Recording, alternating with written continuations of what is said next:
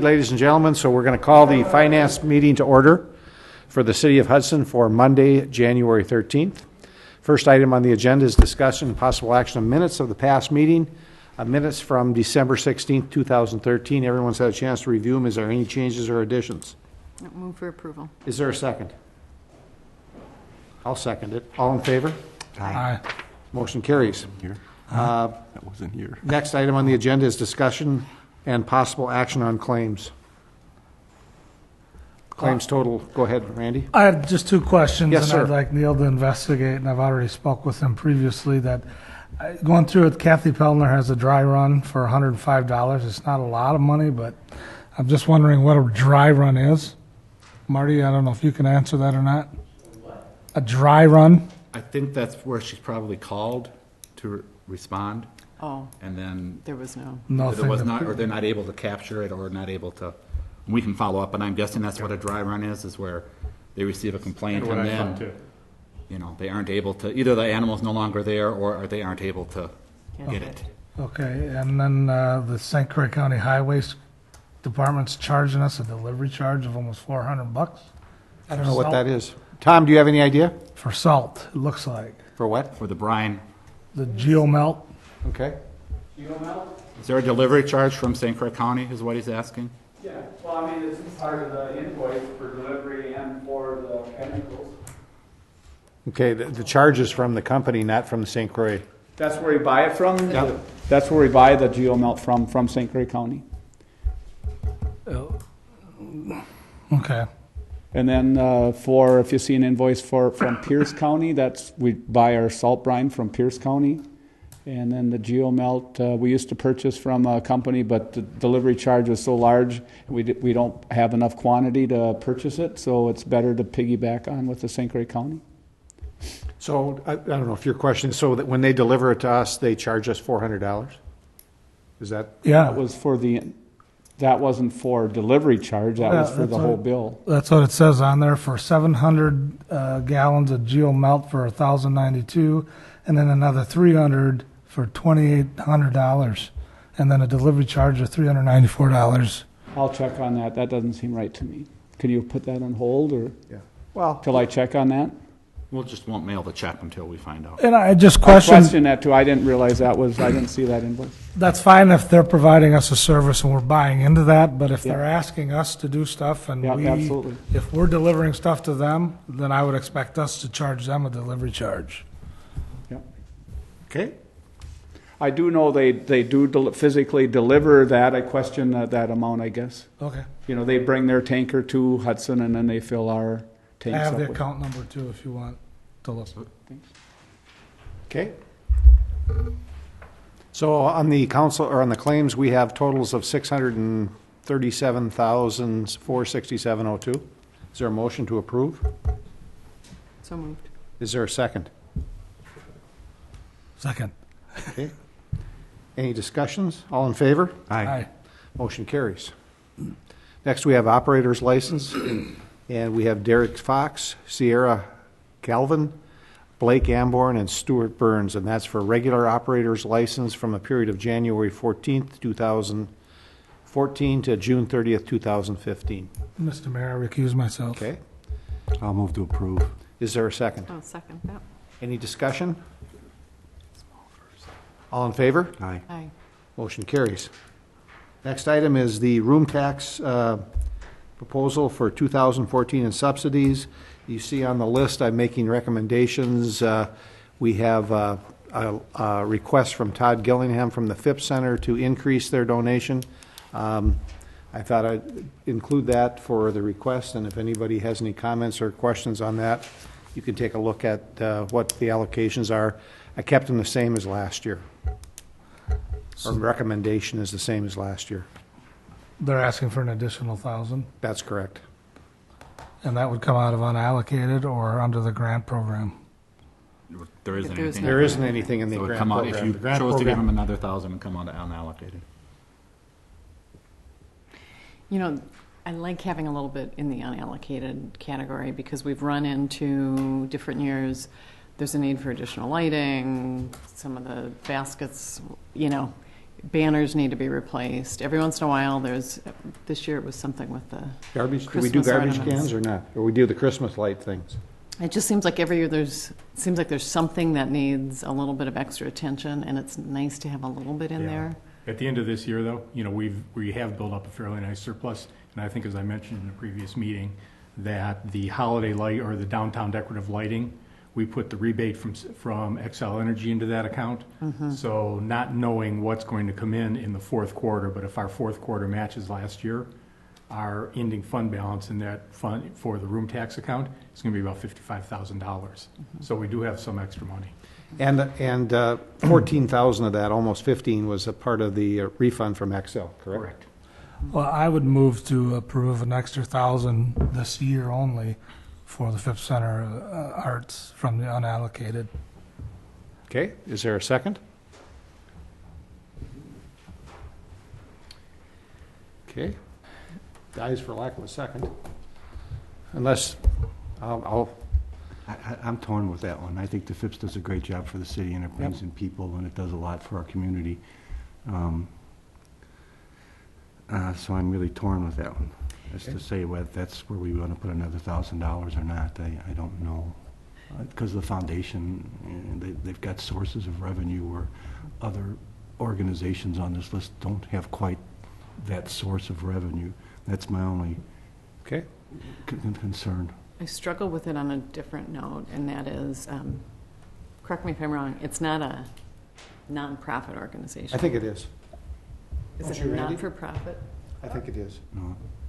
I'm not The sure. foundation Is a non-for-profit. is Yeah. nonprofit. I just don't know that the Phipps is.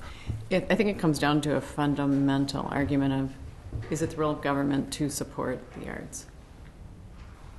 Yeah, but if you Just let refer, me, but just let me finish, if I could. yeah, There's, how do I say this? They do wonderful programs. There's lessons, there's classes for kids. However, just from a purely financial standpoint, it's not something that's accessible to all of our residents. We need to just recognize that. There's a lot of people in our community who can't afford to go to events there. They can't afford to send their kids to activities there. They do the free concert in the summer that a lot of people enjoy. I see it as different from the hot air fair, where anyone can come to the event. It's free of charge. It's open to all residents. I see the Octagon House. It's historical in nature, very minimal fee to get in. A lot of school kids go there for field trips. I see everything else on this list as being, if not a service to the community, at least something that everyone can participate in. And then I see the Phipps, and they're different. It is different. Yes, it brings visitors to the city, to our restaurants, but so do other things. So do, I could name a number of things that are for profit, and we don't support them either. So I see the Phipps as different. Not that what they do is not valuable. I just don't know that the city should be funding it. So, sorry, Randy. no, I'm going to challenge you to. We always agree to disagree. I can tell you, for being a lifelong supporter of the Phipps Center and spending almost 14 years there, and from a family with not so much means to do or pay for classes, they have more volunteer opportunities down there than most anything in this community at this point. Between acting, art classes, helping out, building stages, running lights, you name it, there's quite a few volunteer opportunities down there. So I would challenge you on that quotation, but I would also, as a tourism guy, formerly a tourism hotel manager, heads in bed is one of the biggest themes we always had as a hotel manager. And the Phipps Center was the draw at the time, next to the water, as I refer you to their letter of the people in the foot traffic they bring into our facilities. So I am more than willing that this is probably one of the most deserving of room tax dollars, because they are the ones putting the heads in the beds on your play and stay packages, things of that sort. Okay. Well, we had a motion with no second, so there's no need to discuss that anymore because we haven't had a second, so. If we leave the $4,500 unallocated, do we have an opportunity later in the year to do something Absolutely, with it? absolutely. We've got some room here to Yep. see what happens throughout the year and maybe make a decision later on. Yes, Okay. okay. Is there a motion to approve our allocation for room tax dollars as presented?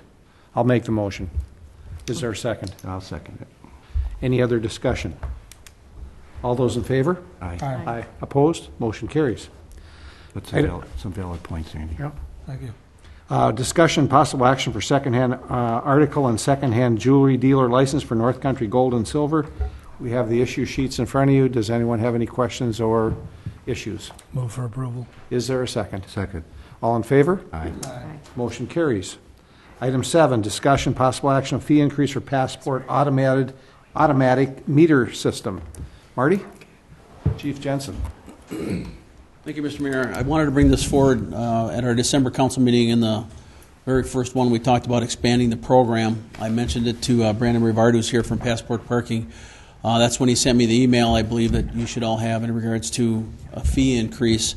And I wanted to bring this back to the council before we decided whether or not we wanted to expand that, if this was going to be something that the council was going to agree for. So Brandon's here. He can explain the fee increase probably a lot better than I can. So I'll bring Brandon on up if you want to come on up.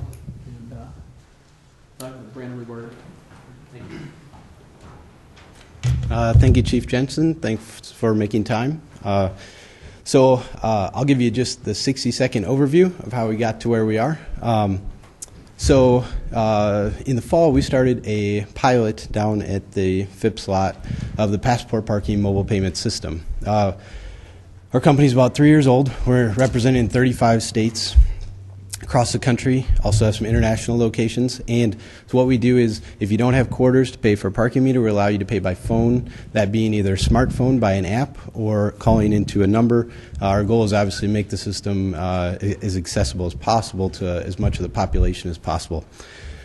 So we did have what I consider to be a fairly successful pilot with the city of Hudson. One of the tenets that we try to bring forward to cities is that we allow you the ability to accept credit card and keeping your costs as low as possible. So the first way we do that is that we pass along a convenience fee, which is our fee, to the parker. So it does cost the parker an extra 25 cents if they want to pay by credit card.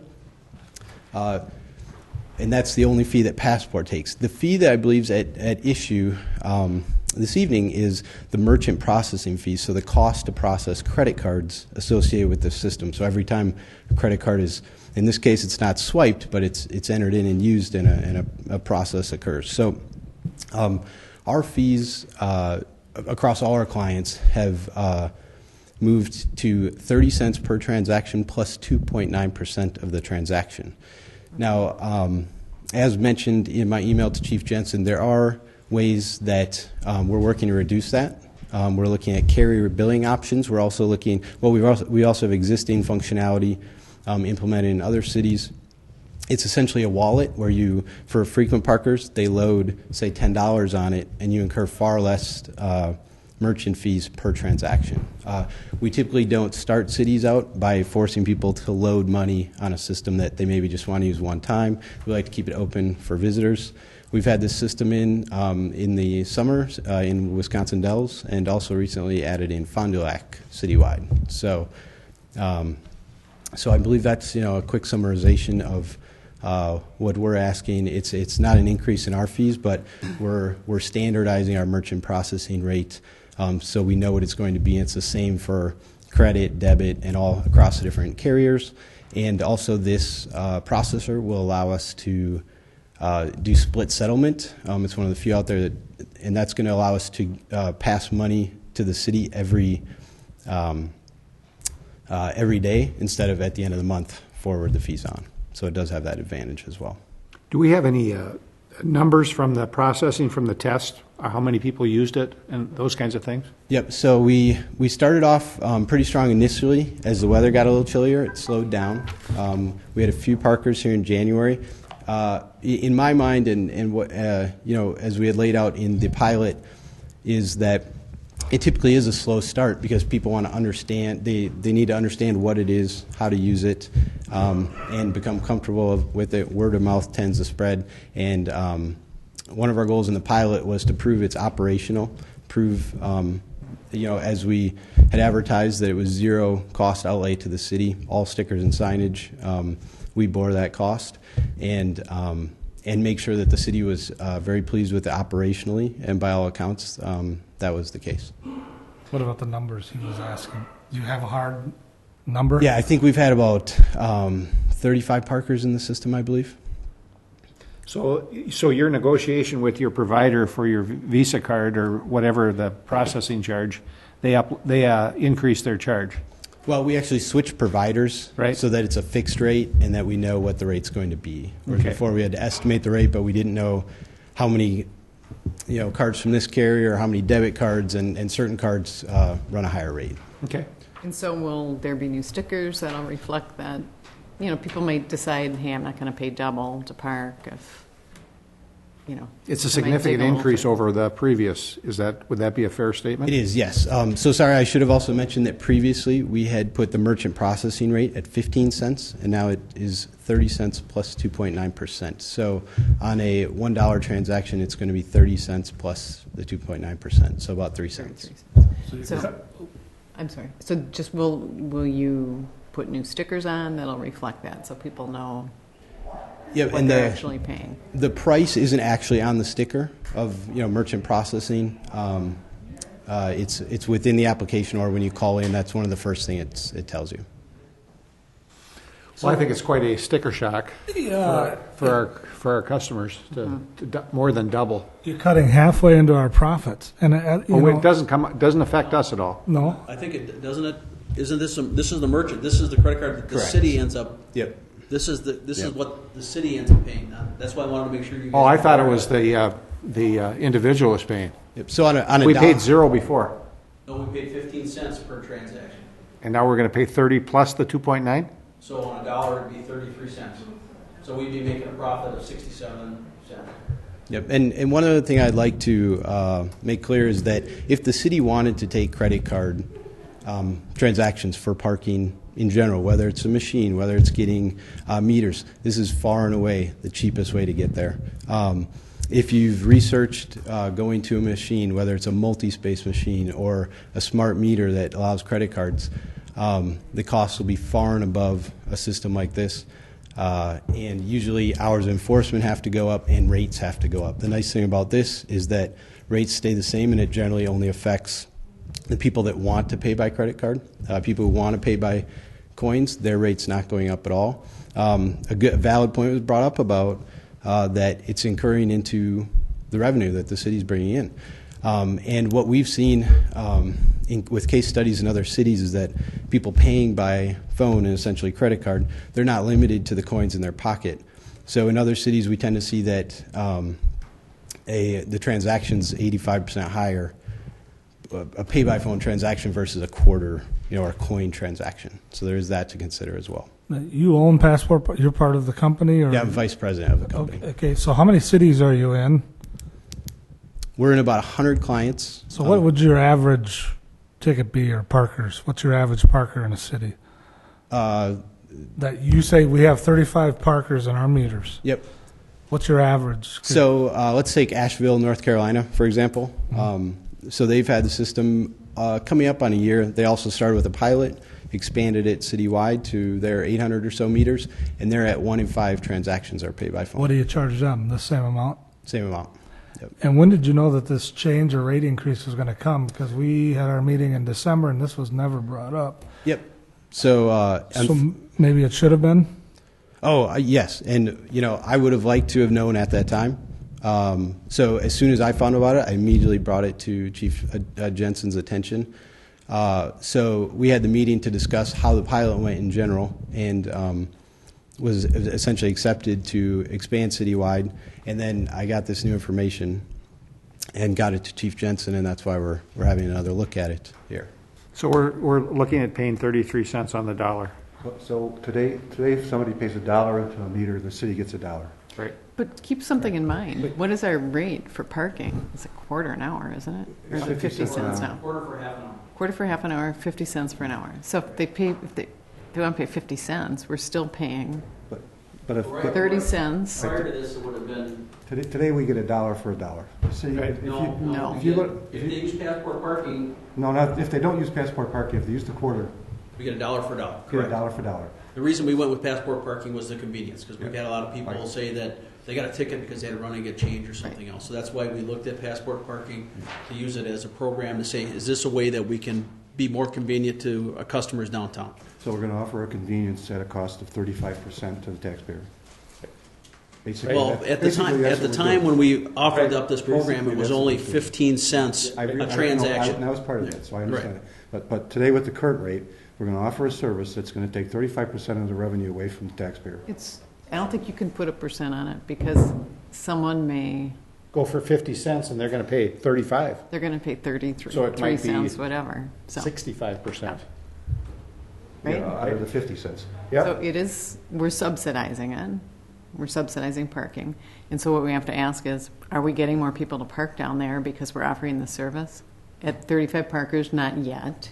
You know, it may at some point prove to be that a lot of people are using it. And that was But just there's a pilot. cost. That was just Right. in a certain area. too. Right, true. And what we did have other people asking if we were going to expand this citywide when I brought it back in December. So it is a program I think some people are looking forward to. But before we started this, I wanted to make sure that the council was aware of these increases. Mary, you have something you'd like to say as the parking or safety? Besides the percentage we would lose, that's before we pay out, because we're still going to have meter people on the streets doing meter. We still have to pay them out. So you got to figure we're losing more to the dollar. And not that this isn't a good program, but I think now that we're looking at a parking ramp and we're doing a study on it, if that's something we plan to do in the future, that is where I think a program like this would be more beneficial. It was beneficial to us when we were only paying 15 cents a transaction, but now it's becoming more of a hindrance. We raised our rates for a reason to create parking, and now we're just losing everything we just raised. Okay. So, just a thought.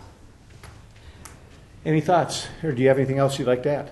Well, outside of the hard dollars and cents and the percentages of it, I'd like to reference other Wisconsin cities recognizing that not everybody's carrying coins, and so it's a convenience to the parker certainly, and that does cost. We also are not. So if the city ever wanted to move to credit card acceptance, whether that's in a ramp with a revenue control system there, as I mentioned, whether that's on-street parking, there's going to be merchant costs involved with it.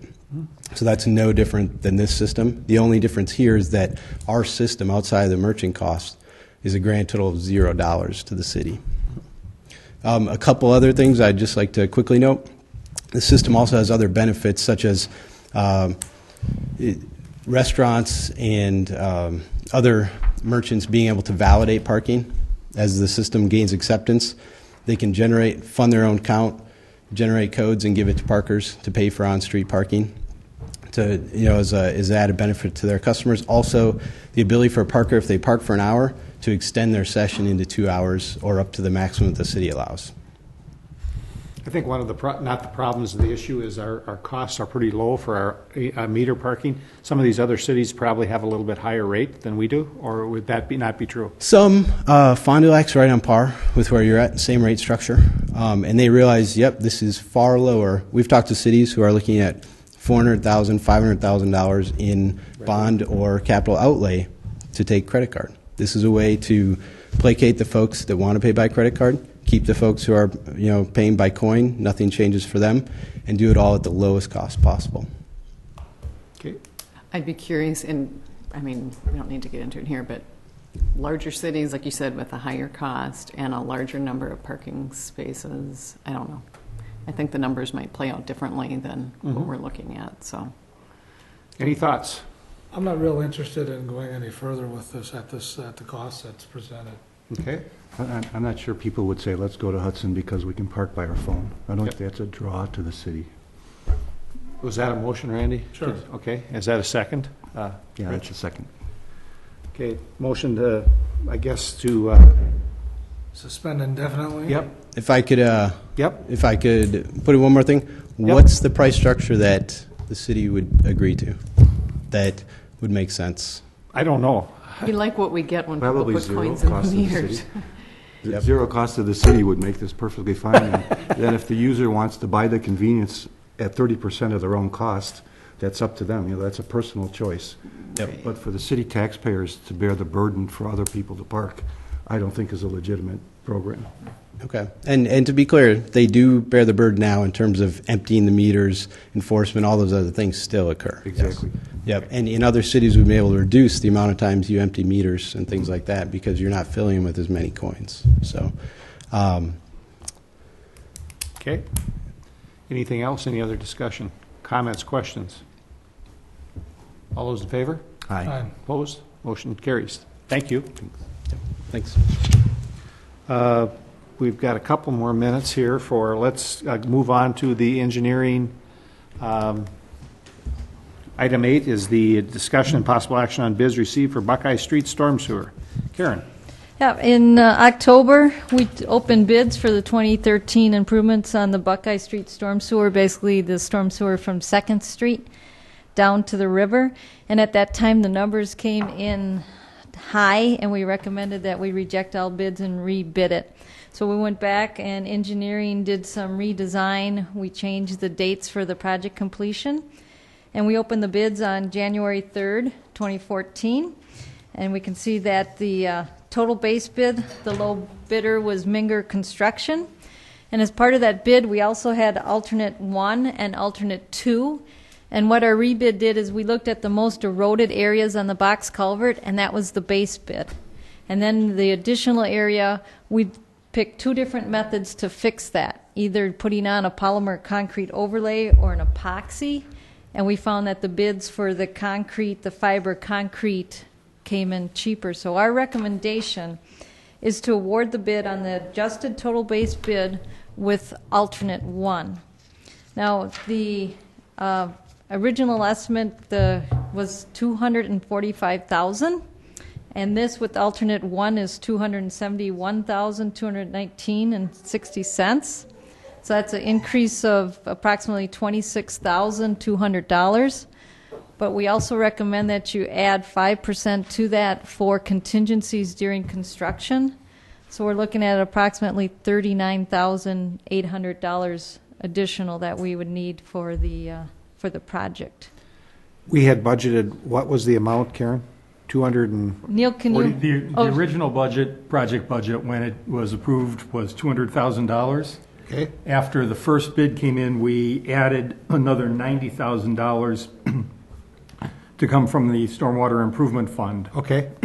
From that, we've already encumbered $44,966 for engineering. So the funds we have available right now are $245,034. And is part of that engineering fee, that isn't in there, is it? No. So as Karen said, we would need a little bit more than $26,000 additional. Plus the contingency. Plus, I would recommend plus like a 13.5 contingency, so around 39.8. If we go with alternate 1, which is our recommendation, they're going to be out here working on it, and they might as well finish the entire box culvert.